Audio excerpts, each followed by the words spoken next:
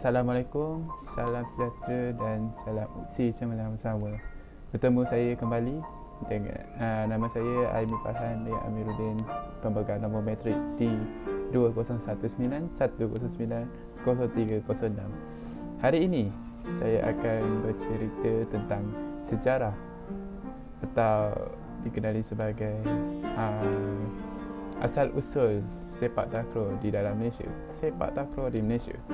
Sepak takraw atau sepak takraw merupakan sejenis permainan antara dua pasukan atau regu yang dianggotai oleh 3 orang pemain bagi setiap regu.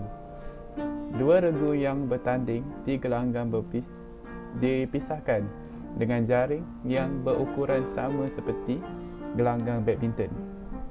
Bola takraw pula pada asalnya diperbuat daripada rotan dan kini digantikan dengan penggunaan bola sintetik. Sepak raga pula merupakan permainan menimang bola takraw dalam bulatan dengan menggunakan kaki atau kepala yang telah dimainkan sejak zaman Kesultanan Melayu Melaka lagi. Dalam sejarah Melayu ada menceritakan tentang Raja Muhammad, putera Sultan Mansur Shah Muhammad tertanggal tanjak kerana terkena bola raga hasil tendangan daripada Tun Besar. Di Malaysia, permainan ini disebut sepak raga, di Filipina disebut sebagai sipa, di Burma disebut sebagai chinlon, di Laos disebut sebagai kato dan di Thailand disebut sebagai takraw. Permainan sepak takraw yang sedia ada sekarang ini merupakan adaptasi permainan sepak raga dan badminton. Pada tahun 1940-an, permainan ini telah dimainkan dengan menggunakan jaring dan mengikut sistem kiraan mata seperti badminton. Undang-undang dan peraturan awal permainan sepak raga jaring telah pun digubal dan disusun secara bertulis pada 15 April 1960 di Kuala Lumpur. Seterusnya kita akan pergi ke bentuk acara yang dipertandingkan dalam sukan sepak takraw. Yang pertama ialah pertandingan kalah mati. Pertandingan cara ini paling mudah dan ringkas ditolakkan. Pemenang akan terus bertanding manakala yang kalah akan tersingkir.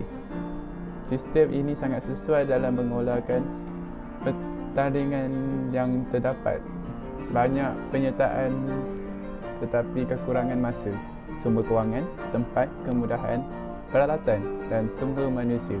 Sistem ini bukan cara yang terbaik untuk mengukur keupayaan sesuatu pasukan atau peserta. Kelebihan pertandingan kalah mati ialah boleh dijalankan dalam masa yang singkat, cepat memilih pemenang, boleh dijalankan dengan peralatan yang terhad, seronok untuk ditonton, penyertaan ramai. Kelemahan untuk pertandingan kalah mati ini ialah pasukan yang johan boleh jadi bukan yang benar-benar terbaik. Separuh daripada pasukan akan terkeluar selepas pusingan pertama. Kemungkinan ada pemain dari pasukan yang kalah langsung tiada peluang bermain. Itu antara kelemahan bagi pertandingan kalah mati.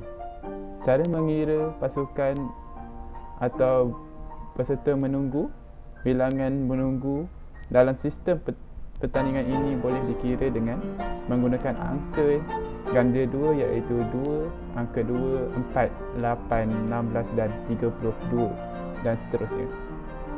Contoh 7 pasukan yang bertanding, angka yang lebih daripada 7 dan 8, maka 8 tolak 7 ialah 1. Cara ini bermakna satu pasukan menunggu. Carta untuk sistem kalah mati ialah seperti berikut.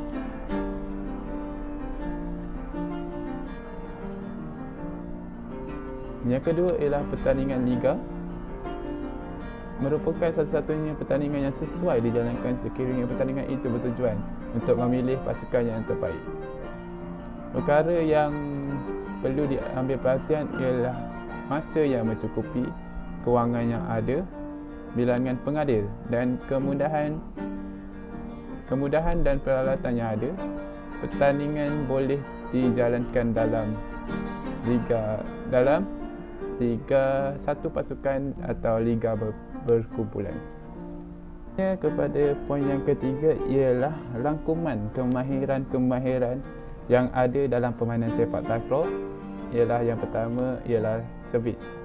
Servis dalam posisi yang bersedia, tekong akan menjikitkan kaki kanannya sebelum melakukan ayunan.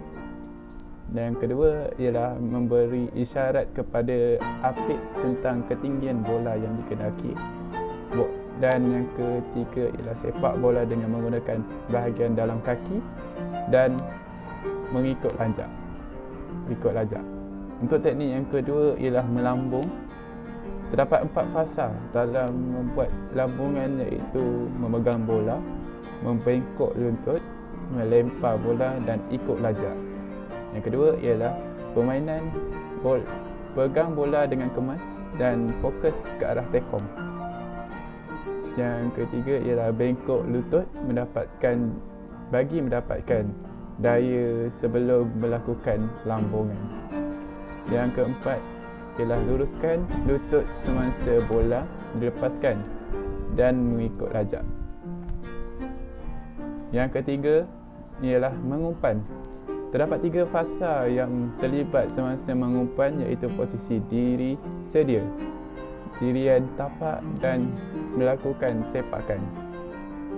Bersedia untuk mengawal bola, bengkokkan lutut kiri bagi melakukan kestabilan, menggunakan kemahiran sepak sila untuk melakukan umpanan dan imbangkan badan dengan tangan.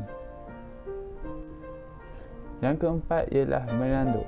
Menanduk ialah kemahiran yang menggunakan kepala untuk menghantar, mengumpan, mengawal dan merejam bola. Teknik menanduk ini ialah dengan cara mendongakkan muka, kemudian menggunakan dahi untuk menolak bola ke atas. Yang kelima ialah merejam. Pelbagai jenis rejaman yang boleh dilakukan, seperti rejaman gunting dan rejaman sisi dan rejaman menapak. Untuk menguasai kemahiran rejaman ini, pelajar mestilah mempunyai fleksibiliti, kuasa, ketangkasan dan kekuatan yang tinggi. Mata mestilah memandang bola dan sesuaikan kedudukan diri dengan arah bola. Letakkan kaki kanan dan menggunakan kaki yang untuk rejaman. Seterusnya yang keempat ialah pandangan atau pemerhatian tentang permainan sepak takraw di UT. Bagi pandangan saya sendiri, sepak takraw di UC sangat berkembang. So, ramai saya tengok ada yang bermain. Saya pun turut main sepak takraw. Dalam pukul 5.30, pukul 5 macam tu saya dah turun untuk main sepak takraw. Dan banyakkan acara dan pertandingan-pertandingan yang dilakukan oleh USI sendiri untuk sepak takraw, saya banyak join. So saya nampak ada bakat-bakat yang besar lah untuk student USTI sendiri. So ya, itu dah pandangan saya tentang sepak takraw yang di USTI. Memang sangat berkembang, memang ramai orang main. Dekat ni saya main pun kadang-kadang area berata lah. Saya main kadang-kadang area college, kadang-kadang dekat luar saya main. Bagi saya dia sangat berkembang lah, sangat berkembang untuk permainan sepak takraw di UC. Yang kelima dan terakhir ialah rangkuman pertandingan yang popular dalam sukan sepak takraw. Sepak takraw yang melibatkan pelbagai aksi pergerakan badan yang mengagumkan dan menarik telah berjaya mendapat perhatian di dalam sukan. Peringkat antarabangsa yang dipilih sebagai acara sukan formal yang dipertandingkan, contohnya sepak takraw yang telah dipilih sebagai acara sukan formal dalam Asia Tenggara, iaitu Sukan C yang ketiga pada tahun 1965, dan seterusnya dalam Sukan Asia ke-11 pada tahun 1990. Menurut kesimpulan, sepak takraw pada asasnya ialah satu budaya tetapi telah diangkat nilainya menjadi industri budaya mampu mendatangkan pulangan dari sudut ekonomi dengan pemain dan negara serta masyarakat Malaysia khususnya perlu mengambil inisiatif bagaimana mengatasi Thailand selaku kuasa besar dalam aspek takraw. Dalam hal ini juga dapat disimpulkan bahawa hubungan antara budaya tradisi, industri budaya dan teknologi budaya merupakan satu bentuk garis ejen perubahan yang boleh mempopularkan sesuatu budaya menjadi satu bentuk budaya baru yang lebih popular. Misalnya, sepak takraw tidak lagi menjadi alat hiburan masyarakat semata-mata, sebaliknya menjadi pemangkin kepada kemajuan dan pembangunan masyarakat